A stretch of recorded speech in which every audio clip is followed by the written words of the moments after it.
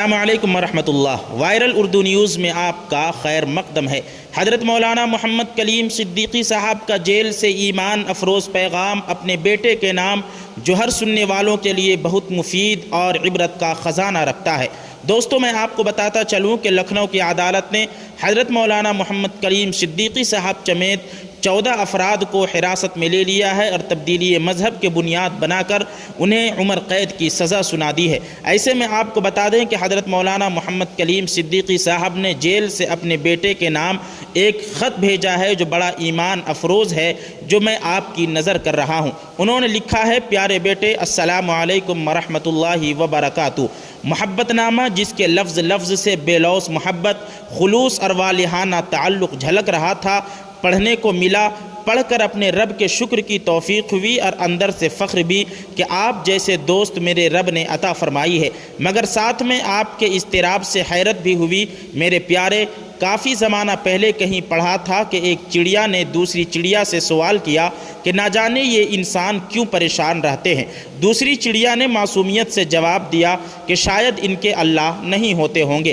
میرے پیارے بیٹے، آپ پریشان کیوں ہیں؟ الحمدللہ، ہمارے تو اللہ ہیں، اور وہ اللہ جو ساری ماؤں کو ممتا دینے والے رحمان اور رحیم ہے، اور جن کی شان یہ ہے: ورحمتی وسعت کل شیء، کریم رحیم رب کے اور اس ذاتی عالی کے قربان جائیں کہ ساری حرام کاریوں اور حرام خوریوں کے باوجود عفو میں چھپا کر، ہمیشہ ستاری فرما کر، ہمیشہ ہمیشہ پیدا ہونے سے لیکن آج تک ہر لمحہ شکر کی زندگی عطا فرمائی ہے، اور صبر کا موقع ہی نہیں عطا فرمایا، بلکہ بلا استحقاق اور بلا طلب ہمیں انسان یعنی اشرف المخلوقات بنا کر پیدا فرمایا ہے اور پہلے نمبر پر رکھا۔ اس کے بعد نہ صرف اسلام اور ایمان جیسی نعمت عظمیٰ بھی بلا استحقاق و بلا طلب عطا فرمائی ہے، بلکہ امت محمدیہ کا فرد بنا کر بلا اہلیت ایک نمبر پر رکھا ہے۔ سارے نبیوں کے سردار اور اپنے حبیب صلی اللہ علیہ وسلم کو ہمارا مقتدا نبی بنا کر اول نمبر پر عطا فرمایا ہے۔ ساری آسمانی کتابوں میں قرآن مجید جیسی اول نمبر کی کتاب کا حامل بنا کر اول نمبر کی نعمت عظمیٰ بھی ہماری طلب اور اہلیت کے بغیر عطا فرمائی ہے۔ آپ کو بتا دیں کہ انہوں نے لکھا ہے کہ پوری دنیا کے ملکوں میں آب و ہوا اور جغرافیہ کے علاوہ قرآن و سنت سے والہانہ تعلق رکھنے کے لحاظ سے بھی ایسے پیارے ملک میں پیدا فرمایا، اور ہندوستان کی بھی دینی اور دنیاوی سب سے زرخیز علاقہ دو آبا میں پیدا فرمایا ہے۔ چاروں ائمہ میں سے سب سے معتدل اور آسان مسلک حنفی سے وابستہ فرمایا ہے، اور ساتھ میں تمسک بالکتاب و سنہ مسلک کا فکر اور علم و عمل میں کمال اعتدال پر فائز، علم دین میں گیرانی اور وسعت کا تقوی، زہد، خودداری، استغنا اور تعلق مع اللہ میں بہت ذمہ داری کے ساتھ ساری دنیا کے علماء سے ملاقات اور ان کے حالات کے مطالعہ کی روشنی میں عرض کر رہا ہوں کہ پوری دنیا کے علماء میں امتیازی شان رکھنے والے حقیقی وارث انبیاء علماء دیوبند فکر ولی اللہ رکھنے والے مشاہیر سے وابستہ کیا ہے۔ اس کے علاوہ پورے عالم کے سب سے شفیق اور پورے عالم کے مشائخ اکابر علماء کے سرخیل مرشد حضرت مولانا سید ابو الحسن علی نور اللہ مرقدہ کے قدموں سے نسبت عطا فرمائی ہے۔ اسی پر بس نہیں، ایسے گنوار اور نااہل کو جن کو گھاس کھودنے کی تمیز نہیں، محض اپنے فضل سے پورے عالم کے ماحول کے خلاف پورے دین کے سب سے محترم اور میرے نبی صلی اللہ علیہ وسلم کے سنت مقصودہ دعوت کے لیے منتخب فرمایا ہے۔ دل پر ہاتھ رکھ کر سوچو، کیا ان سب انعامات میں ہماری کسی کی طلب اور استحقاق تو دور کی بات ہے، خواب و خیال کو بھی کوئی دخل نہیں ہے۔ اس کے علاوہ اگر اللہ تعالیٰ ہوش و حواس دیں تو ساری زندگی بس خصوصی انعامات کو شمار کرنے میں لگ جائے گی۔ شکر تو کیا کر پائیں گے وہ جو اس قدر کرم فرمائی کرنے والے ہیں اور اس قدر انعامات کے لحاظ سے VIP مقام عطا فرمایا ہے۔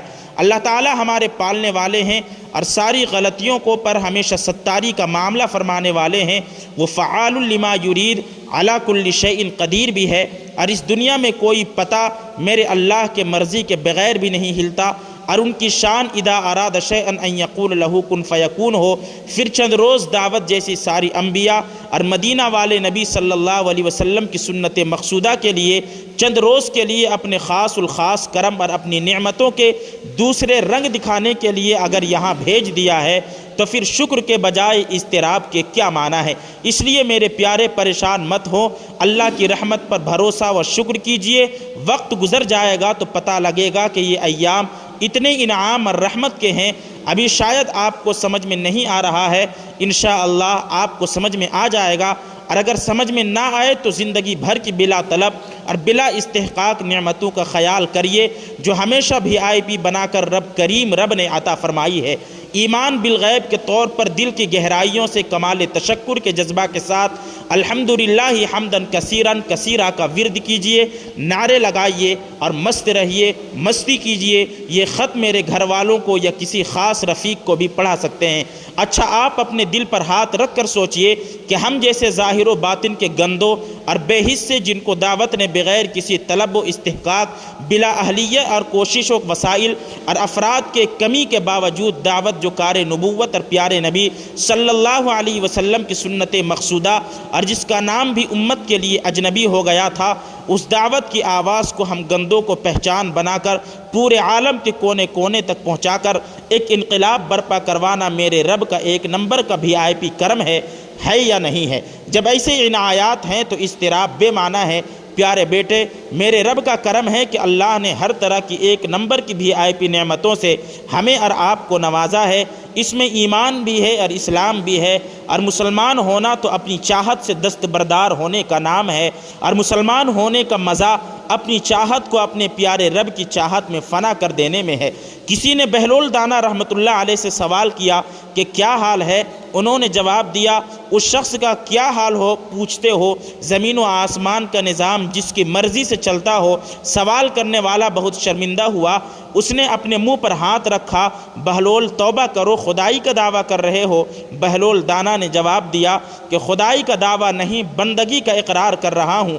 میں نے اپنی مرضی کو اپنے رب کی مرضی میں فنا کر دیا ہے، تو اب کائنات میں کچھ بھی ہو رہا ہے میری مرضی سے ہو رہا ہے، اور وہ اللہ جو ساری کائنات پر رحیم و کریم ہے اور ہمارے ساتھ اس کا بے نہایت اخص الخواص کرم ہے، اس پیارے رب کے طرف سے جو بھی فیصلہ ہمارے لیے ہے وہ سراسر کرم ہے۔